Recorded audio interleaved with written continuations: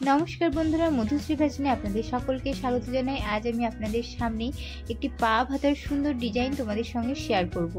কম কাপড়ের ওপরে কিভাবে পা ভাতার ডিজাইন করবে সেই জিনিসটা আমি তোমাদের সঙ্গে শেয়ার করব। তো পাড়ের উপরেই তোমরা পুরো কাটিংটা করবে। এক্সট্রা কোথাও কাপড় থাকলে সেটাকে জুড়ে এভাবে কুচি করে তোমরা লাগিয়ে দিয়ে একটি সুন্দর পা ভাতার ডিজাইন ক্রিয়েট করতে পারো। তো এভাবেই আমি করে নিয়েছি। তা আমার কাস্টমারের ডিমান্ড ছিল যে একটা পা ভাতা বানাতে হবে, কিন্তু আমার কাছে অতটাও কাপড় ছিল না পা ভাতা। তো আমি এইভাবেই কাপড়টিকে রেখে সেলাই করে পা ভাতার ডিজাইন আনার চেষ্টা করেছি। তো তোমাদেরও যদি এভাবে কাপড় কম থাকে তোমরাও এই পদ্ধতি অ্যাপ্লাই করতে পারো। খুবই সহজ এবং ইউনিক, তোমরা একবার দেখলেই বুঝতে পারবে। আর ভিডিওটি যদি ভালো লাগে তাহলে অবশ্যই একটি লাইক করবে এবং বন্ধুদের সাথে শেয়ার করতে ভুলবে না।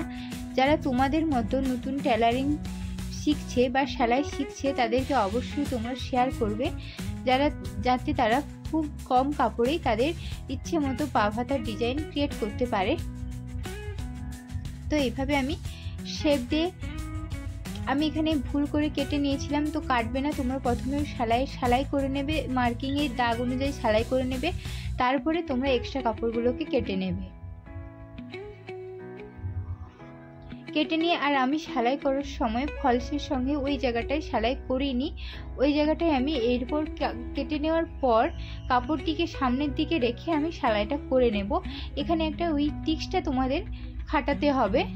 দেখো এইভাবে আমি এক্সট্রা যে কাপড় রেখেছিলাম কাপড়গুলোকে এদিকে করে আমি সেলাই করে নিচ্ছি। খুব সুন্দর এবং ইউনিক একটি ডিজাইন।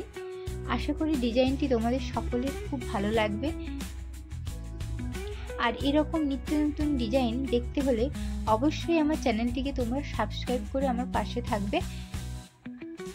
এইভাবে আমি দুটোই হাতা রেডি করে নিয়েছি। এরপর আমি আরও সুন্দর দেখানোর জন্য আমি উপর থেকে একটি বর্ডার লাগিয়ে নিচ্ছি। তোমরা চাইলে ওখানে মাঝ বরাবর একটি বোতামও অ্যাটাচ করতে পারো, তোমাদের যেমন ইচ্ছে। আমি বোতামটা অ্যাটাচ করলাম না, আমি এমনি পাড় লাগিয়ে বর্ডারটাকে হাইলাইট করে নিলাম। দেখো এইভাবেই সুন্দর ফিনিশিং হাতাটা তৈরি হয়ে গেছে। ভিডিওটি এই পর্যন্ত, দেখা হচ্ছে নেক্সট ভিডিওতে। রাধে।